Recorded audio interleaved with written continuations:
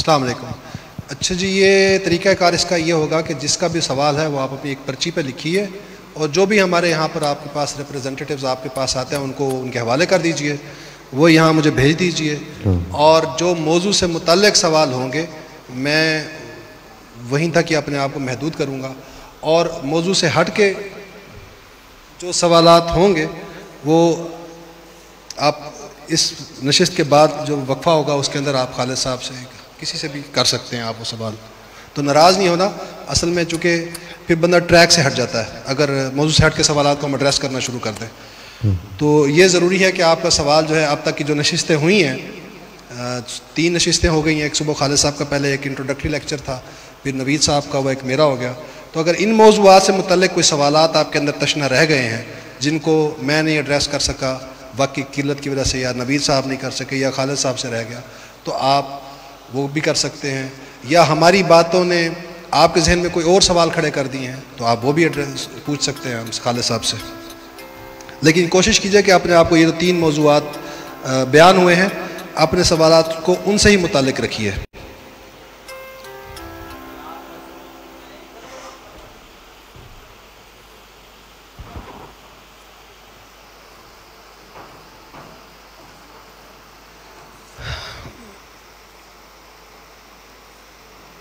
اچھا جی سر،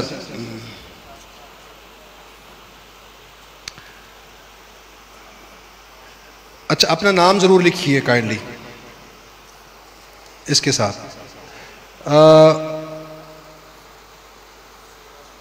ابو عبداللہ، یہ ابو عبداللہ کون ہے؟ آپ کا نام کیا اصل؟ شاہد لکھے نا بھائی، اصل میں تو آپ کا نام شاہد ہے. یہ شاہد بھائی کا سوال ہے سر کہ عمران بخاری صاحب نے بیان فرمایا کہ کسی بھی انقلاب کے لیے نظام سے باہر رہ کر کوشش کی جاتی ہے.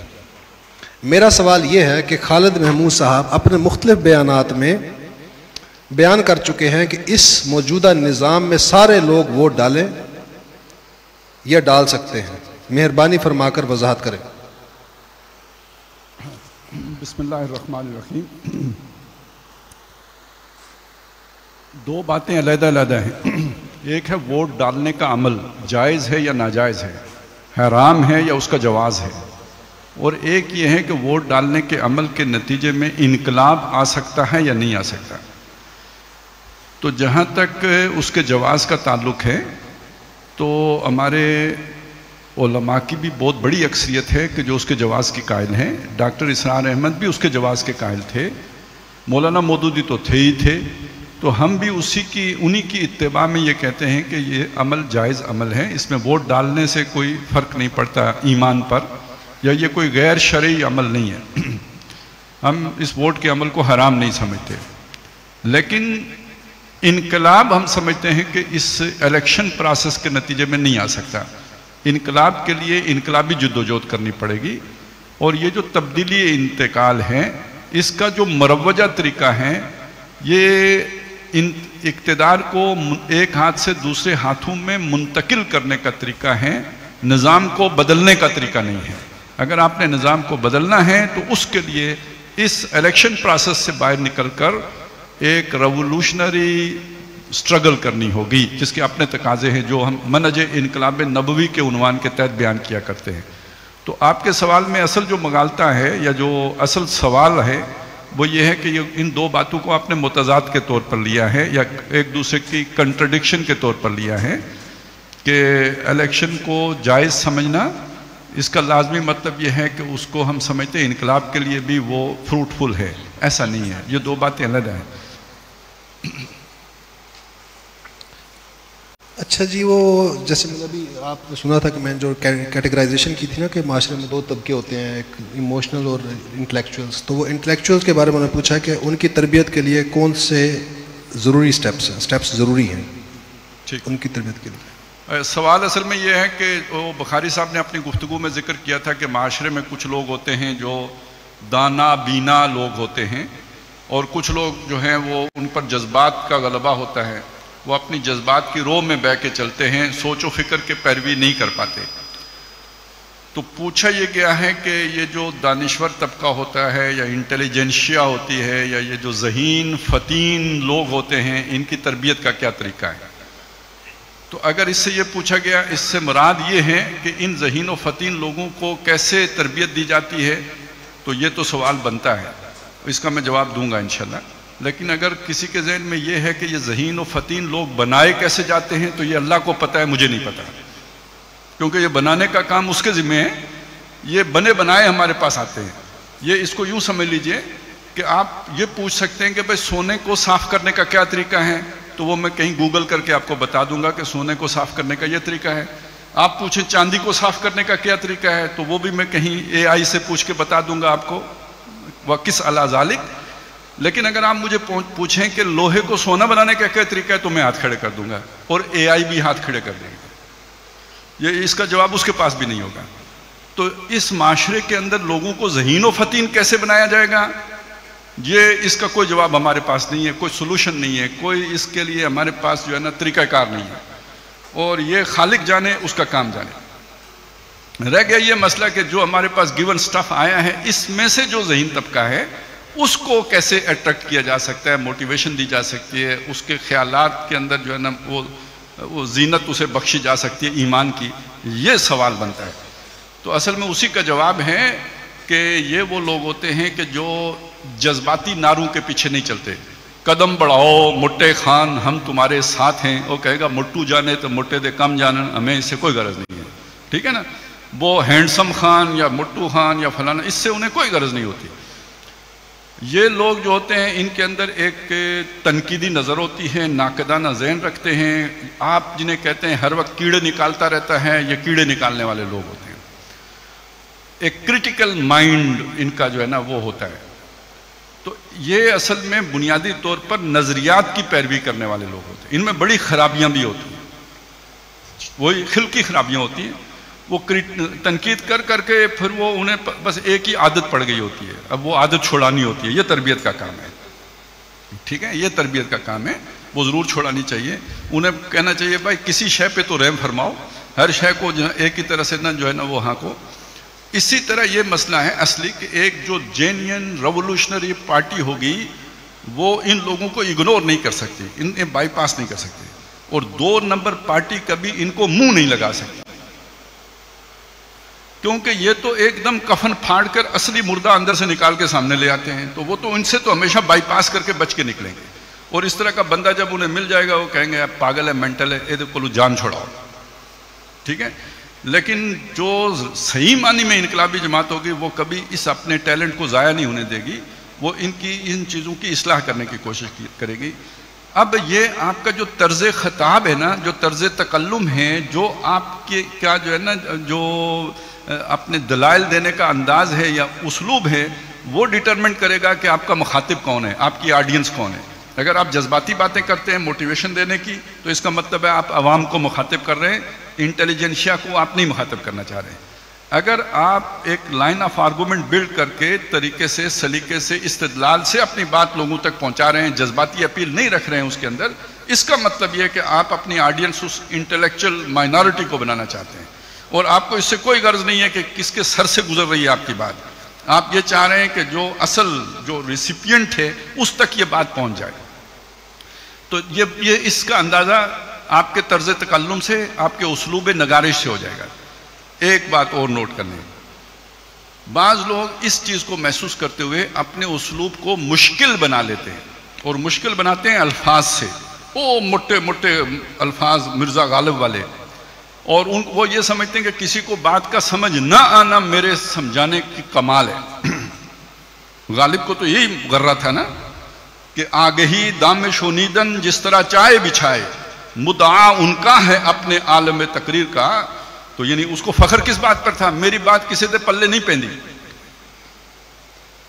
تو یہ ذہن میں رکھیں کہ نبیوں کی دعوت باوجود اس کے کہ وہ غیر جذباتی ہیں, وہ حکمت پر مبنی ہیں, لیکن یہ کہ بہت سادہ ہوتی تھی, عام فہم ہوتی تھی. اس کے اندر یہ تکلف و تصنع اور یہ جو الفاظ کی جو ہوتی ہے نا وہ ایک بناوٹ, وہ مسجع و مرصع گفتگو یہ نہیں ہوتی تھی. سادہ عام فہم انداز ہے، لیکن یہ کہ وہ عام فہم انداز تصورات کو اپیل کر رہا ہے۔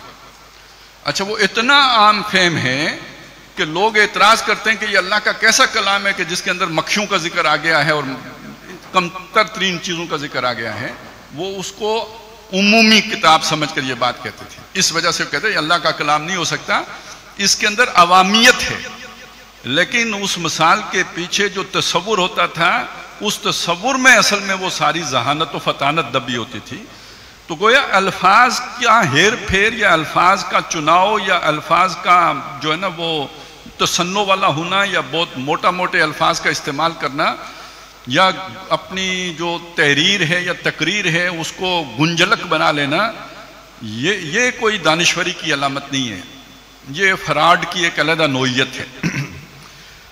لیکن یہ کہ اصل مسئلہ یہ ہے کہ آپ تصوراتی، تخیلاتی، نظریاتی طور پر ایک مضبوط بات لوگوں کے سامنے رکھ رہے ہوں اور عام فہم انداز میں رکھ رہے ہوں، یہ ہے کہ جو ان کو مخاطب کرنے کا طریقہ ہے۔ سر محمد وقار سعید صاحب ہیں، انہوں نے سوال کیا ہے کہ what is the time frame of شبان وین اقامت دین will be established, 5 years 10 years اور 50 years؟ سر میں نے کوئی فیکٹری نہیں بنائی ہے کہ میں آپ کو بتاؤں کہ پروڈکشن کب سے شروع ہو جائے گی۔ یہ میرے اختیار میں ہی کچھ نہیں ہے، ہم کوئی بات یا آپ میں سے بھی کسی کے اختیار میں نہیں ہے۔ کسی ایک آدمی کے دل میں ہدایت کی شمع روشن کر دینا کسی نبی کے اختیار میں بھی نہیں تھا۔ ہمارے اختیار میں ایفرٹ ہے، کوشش ہے، جدوجہد ہے، اپنی طرف سے ٹرائی مارنا ہے، جو ہم مارتے رہیں اور اسی میں موت آ جائے، یہ ہماری کامیابی ہے۔ باقی یہ کہ اس دعوت کو اللہ تعالیٰ قبولیت کب عطا کریں گے یا قبولیت عامہ کب عطا کریں گے، یہ خالص اس کا اپنا فیصلہ ہے۔ تو میں کیسے آپ کو کیلکولیٹ کر کے بتا دوں کہ فلانے دن سے، یعنی 1924 میں خلافت ختم ہوئی تھی تو 2024 دسمبر 13 سے انشاءاللہ تعالیٰ اس کا آغاز ہو جائے گا، یہ اگر میں بات آپ سے کروں تو یقین مانیں آپ کہ میں آپ کے ساتھ ٹھگی کر رہا ہوں۔ اور یہ ٹھگی میں آپ سے اس لیے کر رہا ہوں کہ میری کوشش یہ ہے کہ آپ 13 دسمبر سے پہلے میری اس ٹھگی میں آ کے جان آفرین کے سپورٹ کر دیں اور آپ کی لاش کے اوپر میں سیاست کر سکیں۔ اور لوگ یہ کرتے ہیں، جوش دلاتے ہیں کہ گھبراؤ نہیں، اس موڑ کے آگے منزل ہے، بھاگتے چلو، بس یہ موڑ مڑو گے تو آگے خلافت کی جو ہے نا وہ دلہن سجی بیٹھی ہوگی تمہارے انتظار میں۔ کیا کیا کرتے ہیں اب وہ، جن کو لے کے جاتے تھے مطلب مختلف جگہوں پہ لڑنے بھڑنے، تو اسی طرح کے لوگوں کا ایک جلسہ تھا، وہاں پہ میں نے خود سنا کہ وہ کہہ رہے تھے کہ بھائی ہم نے دہلی کے لال قلعے کے اوپر جھنڈا لہرانا ہے، اور اس پہ کافی ٹائم لگانے کے بعد انہوں نے کہا دہلی ہی نہیں رکنا ہے، دہلی ہی نہیں رکنا ہے، ہم نے بمبئی بھی جانا ہے۔ اچھا، جب انہوں نے کہا بمبئی بھی جانا ہے تو مجمع سے ایک بڑی جو ہے نا ایک رور آئی، مطلب ایک وہ اپریسیشن آئی وہاں سے، تو مجھے سمجھ نہیں آیا بمبئی میں ایسا کیا۔ پھر مجھے دوسرے دن سمجھ آیا، ہوتے ہیں نا چڑیا گھر میں بعض جانور جنہیں دوسرے دن سمجھ آتی ہے، مجھے بھی دوسرے دن سمجھ آئی کہ بمبئی جانے کا مقصد کیا تھا۔ تو اب جس کے دل میں یہ سوال مطلب یہ آرزو ہو کہ میں نے بمبئی فاتح کے طور پر جانا ہے اور سارا بمبئی مفتوح میرے آگے ہوگا، لونڈیاں بھی لونڈے بھی، تو اب آپ سوچیں کہ اس میں کتنا جذبہ بھرا جائے گا، وہ کتنی جان جگری لڑا کے تو لڑے گا، پتہ نہیں پھر بیچارہ بمبئی جائے گا یا کسی نالے تک ہی جو ہے نا وہ رسائی حاصل کرے گا، لیکن وہ لڑے گا تو ایک دفعہ تو میں مولا شہباز سے لڑ ہی جائے گا نا۔ تو یہ چکر ہوتا ہے جی، ہم نہیں بتا سکتے تاریخ۔ ہمارے سامنے نبی صلی اللہ علیہ وسلم کا معاملہ ہے، بہت مختصر سا ہے، 23 برسوں میں ہو گیا، اور ہمارے سامنے حضرت نوح علیہ السلام کا معاملہ ہے، 950 برسوں میں بھی نہیں ہوا۔ جی سر، اور سوال ہے یہ کہ طاہر صاحب ہے، اور وہ سوال ان کا ہے کہ ایلینیشن اور سیلف ریکگنیشن کے دور میں روز بروز لوگ مقام نبی و دین کو اندرونی تسکین اور سو کالڈ مغربی اسپریچولیٹی سمجھنے لگے ہیں، ان کو کیسے نبی کے لارجر سوشل رول کا قائل کریں گے؟ کس کا سوال ہے؟ یہ طاہر صاحب ہیں سر. موجود ہیں؟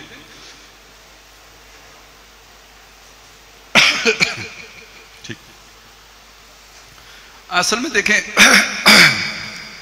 کوئی بھی جو جینین کانسیپٹ ہوتا ہے نا اس کا آپ ٹوٹل رد نہیں کر سکتے. اور یہ بات شیطان بہت اچھی طرح جانتا ہے کہ آپ کسی بھی ایسے جذبے کا جو انسانی فطرت کے اندر جڑیں رکھتا ہو اس کی ٹوٹل نیگیشن ممکن نہیں ہوتی. تو اس کو ڈائیورٹ کیا جاتا ہے, اس کو لمیٹڈ کیا جاتا ہے, اسے پرورٹ کیا جاتا ہے. یہ کام یہ اسٹریٹجی ہوتی ہے. تو ایک جذبہ اللہ تعالیٰ نے ہمارے اندر رکھا ہے, تو اس جذبے کو اصل میں لمیٹڈ ہی کیا جا سکتا ہے, بالکل اس کو ختم نہیں کیا جا سکتا. تو وہ لمیٹڈ کرنے کا طریقہ یہی ہے کہ اپنے ہی من میں ڈوبا رہو, اپنے ہی حسن کے دیوانے بنے رہو, اپنے آپ ہی کو کوچتے رہو, مانجتے رہو, صاف کرتے رہو, اور کبھی اس پھیرے سے باہر نہ آؤ. تمہارے دائیں کیا ہو رہا ہے, تمہارے بائیں کیا ہو رہا ہے, تمہارے وہ کیا کہتے ہیں اوپر کیا ہو رہا ہے, نیچے کیا ہو رہا ہے, آگے کیا ہو رہا ہے, پیچھے کیا ہو رہا ہے, اس کی فکر چھوڑ دو, اپنی فکر میں گم ہو جاؤ. قرآن مجید کی نظر میں بھی, جو بھی ہمارا اصل دینی تصور ہے اس کے اعتبار سے بھی, پوری دنیا کے فلسفہ اخلاق کے اعتبار سے بھی, ایسے آدمی کی کوئی لائف نہیں ہے. یہ کوئی مورل لائف نہیں ہے, کوئی ایتھیکل لائف نہیں ہے, یہ ایون ایتھیکل کریکٹر نہیں ہے کہ جو ایتھکس میں ڈسکس ہو. یہ وجود کل عدم ہے, یہ اپنا وجود ہی نہیں رکھتا ہے, جو صرف اپنی ذات کی فکر کر رہا ہے. یہ عام انسانی سطح پر بھی, جسے انسان کو کیا کہتے ہیں, حیوان ناطق کہتے ہیں, سماجی حیوان کہتے ہیں, یہی کچھ کہتے ہیں نا, یہ وہ بھی نہیں ہے. باقی انسانیت کا پہلا قدم وہ ہے جو اللہ کے نبی صلی اللہ علیہ وسلم نے بیان فرمایا, جو اپنے لیے پسند کرو وہ دوسروں کے لیے بھی پسند کرو. ہر معقول آدمی کا رویہ یہ ہوگا, ہر غیرت مند آدمی کا رویہ یہ ہوگا, انسانیت کا تقاضا یہی ہوگا. تو جو صرف اپنے تک محدود ہو گیا, اس سے بڑا خود غرض, اس سے وہ تو خیر آپ کو شاید لفظ اچھا نہیں لگے, لیکن یقین جانیں کہ بالکل صحیح اس پہ فٹ بیٹھتا ہے. بے غیرت اس سے بڑا کوئی نہیں ہوگا, کیونکہ جو آپ نے اپنے لیے پسند کیا اس کی کوئی غیرت بھی آپ کے اندر ہونی چاہیے. اور دوسرا, جب اس کے خلاف چلے تو وہ غیرت آپ کو حرکت دے, وہ آپ کو متغیر کرے, اور وہ غیرت آپ میں غیریت نہیں پیدا کرتی تو وہ کدھر غیرت ہے؟ تو آپ کو تو اپنے نظریے کی غیرت بھی نہیں ہے. تو اس بات کو سمجھ لیں, یہ کوئی کریکٹر نہیں ہے, یہ شخص کریکٹر لیس ہے, اور اس نے یہ جو نیکی کا روپ بھرا ہے یہ بھی کوئی دھوکہ ہے, یا وہ خود کھا رہا ہے یا دوسروں کو دے رہا ہے. یہ ڈسپشن ہے, اس سے زیادہ کچھ نہیں ہے. سر عبد الرؤف صاحب ہیں, ان کا سوال ہے کہ کسی بھی نبی کے انقلاب میں سب سے پہلے کمزور لوگ اس کے پیروکار بنے, جبکہ عمران بخاری کے بقول ریشنل لوگوں کے ہاتھ میں ہی قیادت ہوتی ہے. قرآنی علوم اس کے برعکس ہے. یہ بہت اہم سوال ہے. سوال یہ بنتا ہے کہ اگر ہم دیکھیں کہ حضرت نوح علیہ السلام کو دیکھیں تو خود ان کی قوم کا دعویٰ یہ تھا کہ جو ہماری قوم کے کمزور لوگ ہیں تو وہ آپ پر ایمان لائے ہیں, یا ہمارے سردار لوگ آپ پر ایمان نہیں لائے. اسی طرح اگر ہم موسیٰ علیہ السلام کو دیکھیں تو بنی اسرائیل ایمان لائے تھے جو وہاں پر کمزور تھے, ان میں سے بھی چند نوجوان ایمان لائے, حقیقی ایمان تو تھوڑے ہی لائے تھے. قبطی لوگ جو تھے, جو آل فرعون کے جو درباری وغیرہ, وہ ایمان نہیں لائے تھے. اچھا, اسی طرح عیسیٰ علیہ السلام کو دیکھیں تو حواری ایمان لائے تھے, ان کے علماء نے ماننے سے, یہود کے علماء نے ماننے سے انکار کر دیا تھا. اور حواری جو تھے, بعض کی رائے میں مچھیرے تھے اور بعض کی رائے میں دھوبی تھے, وہ ایمان لائے تھے. نبی صلی اللہ علیہ وسلم کی دعوت کو بھی دیکھیں تو حضرت بلال ہیں, خباب ابن الارت ہیں, آل یاسر ہیں, کمزور لوگ ہی ہیں جو ایمان لائے ہیں. یہ ایک پرسپشن ہے جو بنتی ہے. اب آئیں ذرا دوسری طرف سے دیکھیں. وہ جو ہم سمجھانا چاہ رہے ہیں وہ یہ کہ نبی صلی اللہ علیہ وسلم نے دعوت کس کو دی, عیسیٰ علیہ السلام نے دعوت کس کو دی, موسیٰ علیہ السلام نے دعوت کس کو دی, نوح علیہ السلام نے دعوت کس کو دی. تو ان کے دعوت کا مخاطب کون تھا؟ وہ وہاں کی رولنگ ایلیٹ تھی, وہاں کا حکمران طبقہ تھا. اب ایمان کون لاتا ہے وہ تو میں آپ کو پہلے بتا چکا, جس کی وہ اللہ تعالیٰ فیصلہ کرے گا کہ کس کے اندر وہ قابلیت ہے, وہ اسے توفیق دے گا. اور اس سوال کے اندر جو مغالطہ ہے اصل میں وہ کیا ہے کہ یہ جو لوگ حکمران ہوتے ہیں یہی انٹلیکچوئل ہوتے ہوں گے پہلے. ہمارے زمانے میں تو حکمران لوگ انٹلیکچوئل نہیں ہوتے. اب تو ثابت ہو گیا وہ تو صرف مسحور ہوتے ہیں جن پر جادو کر دیا گیا ہو.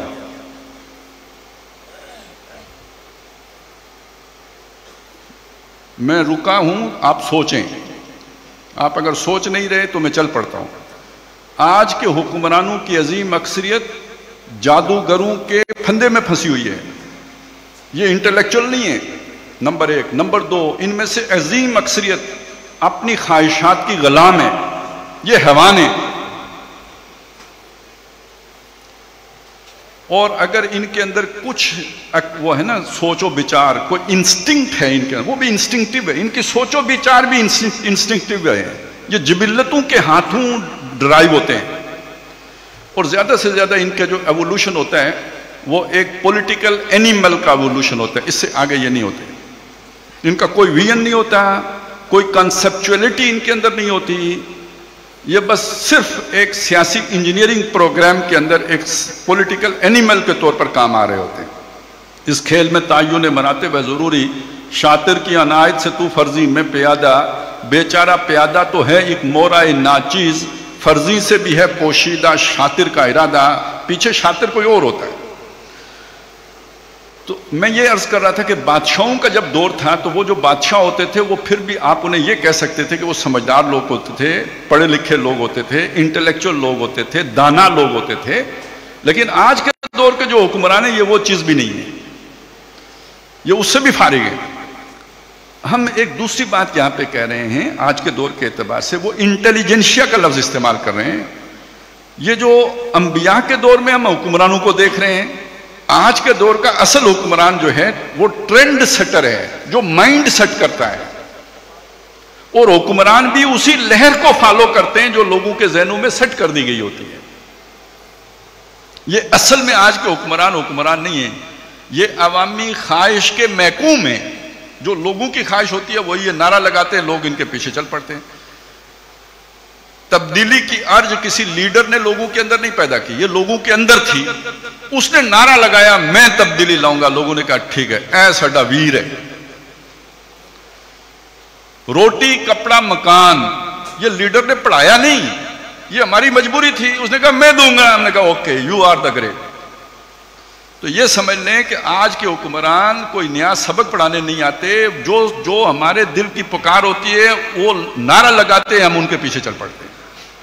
تو یہ حکمران وہ کوئی اس طرح کے حکمران نہیں ہے جیسے بادشاہ لوگ ہوتے تھے. یہ تو عوام کے فالوورز ہیں. تو اب وہ جگہ جو خالی ہوئی تھی ان بادشاہوں یا اس دور جیسے رولنگ ایلیٹ اس دور میں ہوتی تھی, اس جگہ اس خلا کو آج کی انٹیلیجنشیا نے پور کیا ہے. اور انٹیلیجنشیا کی 95% معلوم جو افراد ہوتے ہیں وہ کسی نہ کسی لابی کے زر خرید غلام ہوتے ہیں.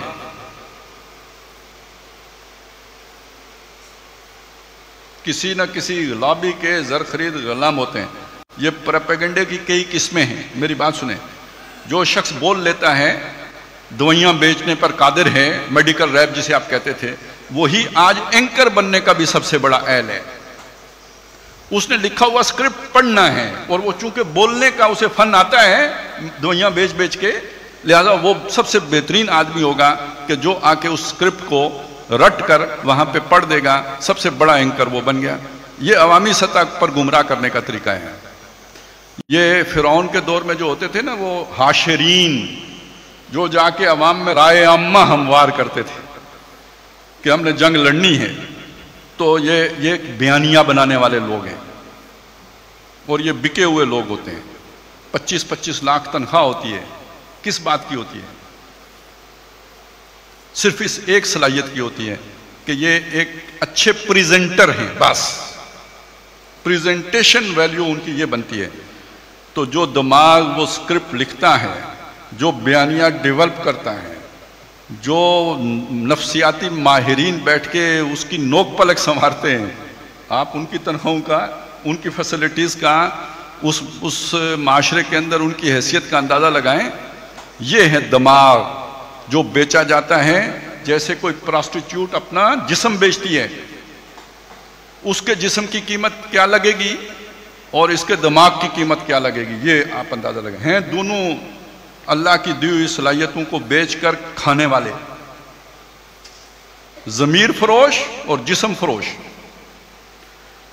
لہذا جس کو اپنی غیرت نہیں ہے اس کو میرے نظریات کی کیا غیرت ہوگی جو میں اسے سمجھاؤں گا تو وہ جناب اس کی کایا کلپ ہو جائے گی۔ تو 95% آپ کو تو اس سے بھی کوئی امید نہیں ہے، باقی جو 5% بچیں گے وہ ویسے ہی مینٹل کیس ہیں کہ جنہوں نے اتنی دولت چھوڑ دی، سب کچھ چھوڑ دیا، تو وہ تو باقی کسی کو تو کوئی گھاس ہی ڈالنے کے لیے تیار نہیں ہوں گے، وہ تو ہوائی مخلوق ہو گئے۔ اسی معاشرے کے اندر ایک گم شدہ انٹلیکچل مائنورٹی ہوتی ہے جو عوام میں رول رہی ہوتی ہے۔ ہوتے وہ انٹلیکچل ہیں، ان کی رسمی تعلیم ہو سکتا ہے نہ ہو، اتنی پڑھائی اتنے پیسے ہی نہیں ہوتے کہ وہ بیکن ہاؤس میں پڑھتے یا کوئی بڑی شے بنتے، وہ ان کی قسمت اچھی ہوتی ہے، نہیں تو وہ بھی ابھی اربوں میں کھیل رہے ہوتے۔ اللہ نے انہیں تو خاک میں مل اور آگ میں جل، جب خشت بنے تب کام چلے، وہ ادھر رکھا ہوتا ہے۔ اب جب آپ دعوت دیتے ہو عوام کو تو عوام میں یہ والے جو لوگ ہوتے ہیں یہ اس دعوت کو قبول کرنے کے لیے اسی وجہ سے تیار نہیں ہوتے کہ آپ کی دعوت کا معیار ہی گرا ہوا ہے۔ لیکن جب آپ دعوت دیتے ہو حکمرانوں کو تو عوام کے اندر موجود یہ والا طبقہ جس کے مفادات اس نظام کے ساتھ نہیں ہوتے لیکن وہ اللہ کی طرف سے ایک باشعور انسان ہوتا ہے، ہو سکتا ہے ان پڑھ ہو لیکن باشعور انسان ہے، وہ دعوت اس کو اپیل کرتی ہے، وہ اس دعوت کو قبول کرتا ہے۔ نکلتے عوام ہی میں سے ہیں جیسے میں نے آپ کو پچھلی تاریخ بتائی، لیکن وہ ہوتے انٹلیکچوئل ہیں، ان رجسٹرڈ ان ریکگنائزڈ انٹلیکچوئلز۔ جو رجسٹرڈ انٹلیکچوئل ہیں وہ تو دماغ پاس ہے، اسے کرائے پہ دے کر ایک جنت ارضی میں بھی سجا سکتا ہوں، وہ تو جنت اپنی سجا چکا۔ کتنے ہیں جنہوں نے فارم ہاؤس کھول لیے، کیا کر لیا، ویسے تو وہ مطلب کچھ بھی کسی قابل نہیں تھے، گھوڑے کو جو ہے نا برش مارنے کے قابل تھے، لیکن یہ دماغ پاس ہے، اسے کرائے پر دے کر یہ سارا کچھ انہوں نے اپنا دنیا بنا لی۔ اکثر کا یہ ہے۔ آخری بات یہ کہ یہ غلط فہمی بھی دور کر لیں کہ انبیاء کی دعوت کو صرف کمزوروں نے ہی اڈاپٹ کیا ہے۔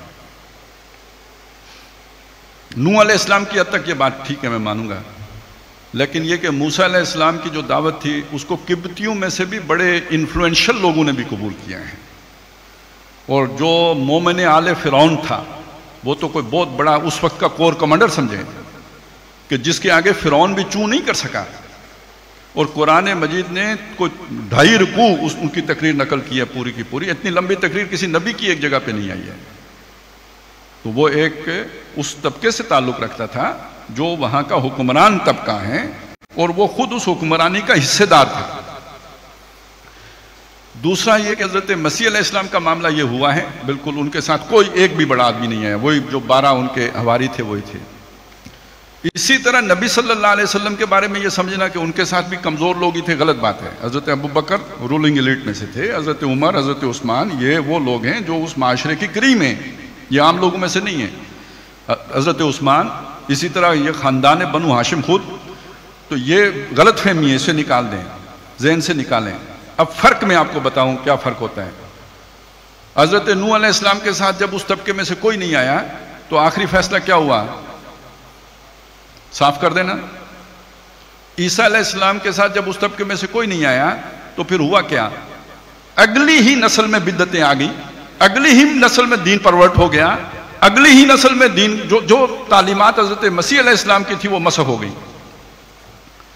نبی صلی اللہ علیہ وسلم کے ساتھ وہ لوگ آئے، آپ کے بعد بھی اٹیمپٹ ہوئی دین کو مسخ کرنے۔ یہ جھوٹے جو نبی کھڑے ہوئے تھے یہ کیا چیز تھی؟ مدعیان نبوت جو تھے وہ دین کو مسخ کرنے کی سازش تھی۔ وہ حضور صلی اللہ علیہ وسلم کے گویا سینٹ پال تھے۔ یہ جو مانعین زکوٰۃ کھڑے ہو گئے یہ کیا تھا؟ دین کو بگاڑنا تھا۔ لیکن ادھر کون تھا لیڈر؟ ابو بکر، جو جانتا تھا کہ فتنہ کیا ہوتا ہے، جسے معلوم تھا کہ جب آپ ایک دفعہ نرمی دکھائیں تو نتیجہ کیا نکلتا ہے۔ حضرت عمر جیسی شخصیت بھی آ کے ان سے کہہ رہی ہیں کہ اس معاملے میں تو کچھ نرمی کر لیں۔ وہ کہتے ہیں ایبدل الدین وانا حیٌ، دین بدل دیا جائے اور میں زندہ ہوں۔ اور عمر تمہیں کیا ہو گیا ہے؟ ایام جاہلیت میں تو تم بڑے بہادر تھے اور اب اسلام قبول کر کے تمہارے اندر یہ کمزوری میں دیکھ رہا ہوں۔ خدا کی قسم اگر مدینے میں کوئی شخص باقی نہ بچے اور درندے آ کے میری بوٹیاں نوچیں تب بھی یہ سارا کام میں کروں گا. یہ لشکر بھی بھیجوں گا, فوج کشی بھی ہوگی, مانعین زکوٰۃ کا بھی کلا کما ہوگا, مدعیاں جھوٹے جو نبوت کے دعوے دار ہیں ان کا بھی کلا کما ہوگا, سب کام کروں گا. حضرت عمر رضی اللہ تعالیٰ عنہ, انہیں تو کہا جاتا ہے فتنوں کو روکنے والا دروازہ, کوئی دروازہ تھا نا جس نے روک کے رکھے. تو یہ اصل میں لیڈرشپ کوالٹیز کے حامل لوگ اگر آپ کی ٹیم کا حصہ نہیں بنیں گے تو پھر وہ زیادہ عرصہ ان نظریات پر اس جماعت کا قائم رہنا ممکن نہیں ہوگا. اور دوسری بات آج کے دور میں وہ یہ ہے کہ اگر آپ کی ٹیم میں second layer, third layer, fourth layer cadres leaders کے نہیں ہیں تو بڑی آسانی سے جب آپ انقلابی مرحلے میں جائیں گے تو آپ کو انڈو کر لیا جائے گا, نیوٹرلائز کر لیا جائے گا, کنارے لگا لیا جائے گا. بڑے بڑے انقلابی لیڈر جن کا طوطی بولتا تھا اور جن کے آگے کوئی چون چرا نہیں ہوتی تھی, اس طرح غائب ہوئے ہیں, اس طرح غائب ہوئے ہیں کہ جیسے کبھی وجود ہی نہیں رکھتے تھے. اسٹیبلشمنٹ کی اتنی طاقت ہوتی ہے, وہ دکھاتی آہستہ آہستہ ہے. ایک تجزیہ نگار تھا, اس نے ایک دفعہ کہا کہ ریاست کے پاس 900 ولیوں کی طاقت ہوتی ہے. اب ولی ہیں, صابر شاکر ولی ہیں, وہ آرام آرام سے اپنی ولایت ظاہر کرتے ہیں, لیکن یہ کہ جب دن اختتام کو پہنچتا ہے تو معلوم ہوتا ہے کہ وہ جو بہت بڑی طاقت تھی وہ پگھل چکی ہے. جیسے دجال پگھلے گا ایسے پگھلا کے چھوڑتے ہیں. کراچی آپ کے سامنے الطاف حسین کیسی شخصیت تھے, کہاں ہیں؟ بھٹو صاحب سے بڑا لیڈر پاکستان میں کوئی نہیں آیا.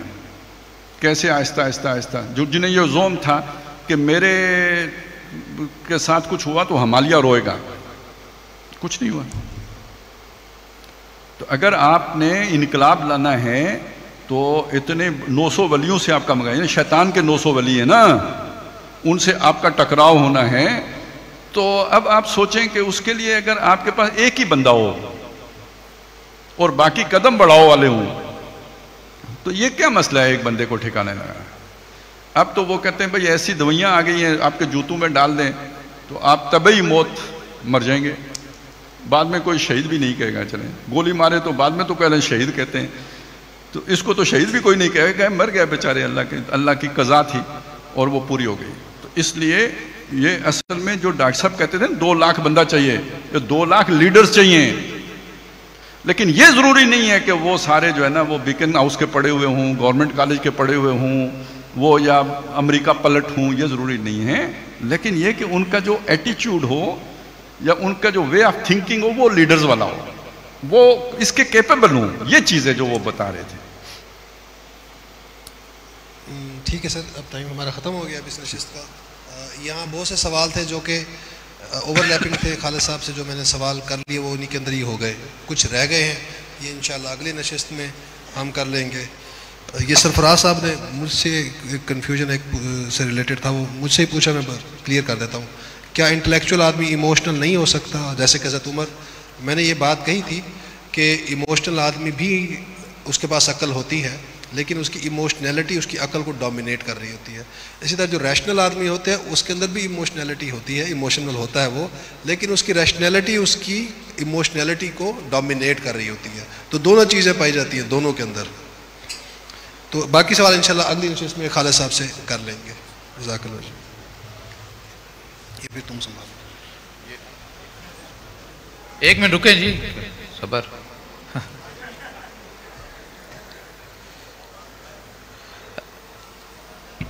نماز کدھر ادا ہوگی جی؟ انتظامیہ باہر 1:15 بجے نماز ہے انشاءاللہ, اسی کے ساتھ کھانا ہے اور استراحت کا ٹائم آپ حضرات کو مل جائے گا. اس کے بعد 3:30 بجے نماز عصر ہے, یعنی جماعت 3:30 بجے. تو اس کا مطلب یہ ہے کہ 3:15 بجے اذان ہو جائے گی انشاءاللہ, اور 3:30 بجے ہم نماز با جماعت ادا کریں گے اور اس کے بعد یہاں دوبارہ ہال میں آ جائیں گے اور اپنے اس سلسلہ مضامین کو آگے بڑھائیں گے انشاءاللہ. سبحانک اللہم و بحمدک اشہد ان لا الہ الا انت نستغفرک و نتوب الیک.